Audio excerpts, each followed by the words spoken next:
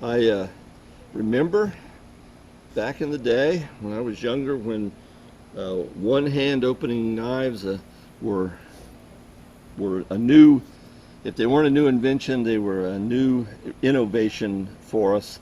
Um, the old knives had a spring on the back, and so when you opened it, that spring kept the knife blade in place, but of course you could move it, and you had to use two hands. I don't know how you would figure out how to open one of these with one hand, and so if you were in a position where you needed a one-hand opening, these things, as great as they are, were just not helpful. So I remember years ago, I probably bought this for my dad as a Christmas present 40 years ago. I saw this. It's made by an old company called Parker Eagle Company. It doesn't exist anymore. I was amazed when I saw this one-handed knife that I could afford to buy, this one-hand opening knife, and a really nice design, and it's held up very well. My dad's carried it for 40 years. He just recently gave it to me because he didn't need it anymore, and I was so thrilled to get it back.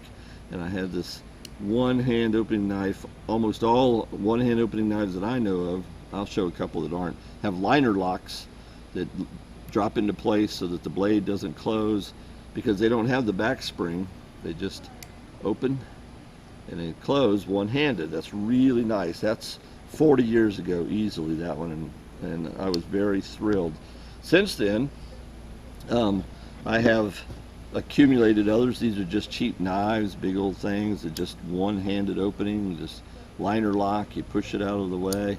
These things have thumb studs, so it doesn't matter if you're left-handed or right-handed. You just push, and it's very handy to have one-handed. Before the built-in thumb studs on these one-handed knives like this, they had an attachment you could put on a knife that gave you the thumb stud that allowed you to open it one-handed, and instead of built-in, it was one that you added yourself.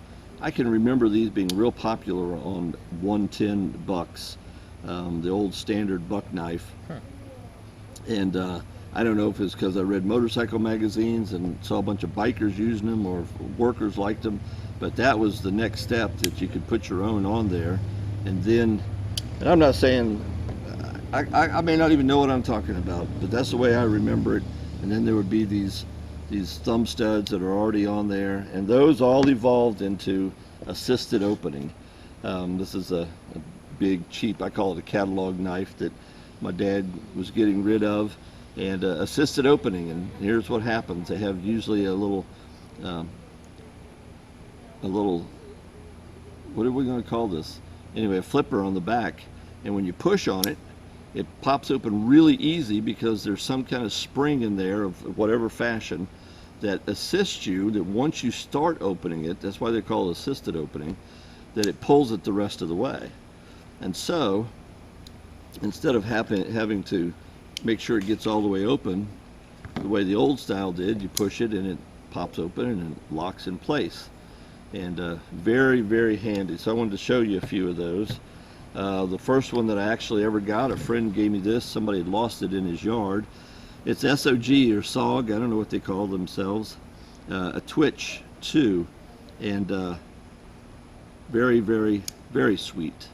The size of that and how sweet it is opening. I used to play with that in my pocket and get in trouble because it had opened, and man, that thing was sharp when it was brand new. It has a type of lock back on it right there. You have to push that down. And what I have found on the really good assisted openings is they have a lock that keeps it from opening in your pocket, which is very, very handy, because you can get in trouble. That one has a little lock right there. So when you go to use it, you have to get that thing maneuvered and get it out of the way so that you can then pop it open. Love this little knife. Great carry. A Twitch 2. I found a little Gerber that I really like. It's assisted opening. It doesn't have the flipper in the back. You just have to use the thumb stud, and a little hard to use because it's a small knife, but once you get it started, pops right open. And I love it. I carried this as an everyday carry for a long time, and still change it up once in a while. I like carrying this. The fun thing about this is it has a button lock right up here. You just push the button and it unlocks it and drops it back into place. This one doesn't have a way to lock it closed, so it doesn't come open in your pocket. But I will tell you that it's so hard, it's stiff enough to get it open that it's not accidentally going to pop open, or never has for me. Then I found this little Kershaw. I loved the design of this Kershaw, and it has a different kind of assisted opening. It does not have a spring assist inside. It has a lever on the outside, and that lever gives you such action that when you push on it, that thing opens quickly. Liner lock still. You can see it's a Lee Williams design, made by Kershaw. I would love if they made this in a bigger model, and maybe they do, and I just didn't know about it, but I love the way that just pops. I call that assisted open. I don't think I've tried that one. Oh. So yeah, it's not spring loaded. You're just flipping it. You just got really good leverage. One of the ones that's not an assisted opening, but it is a one-hand opening that I really have to show. Probably the only knife that I have that's worth anything. My dad got this for me. It is a handmade knife by a guy named Jack Miller. I have no idea who he is. Damascus blade and bolster and mammoth ivory handles. It's a nice holding knife. Thumb stud just pops open really nicely. Liner lock, just put it back in place. I love that. I love that one. Well, I was looking at assisted openings. One day I find at a tractor store this Kershaw. It's a Ken Onion design, and it was cheap. I'm sure it was under $15. Assisted opening, and by goodness, that's a nice Ken Onion design, and the price is right, and love carrying this. Liner lock, and it's stiff. It doesn't have a lock to keep it open. It's stiff, but boy, when it pops strong.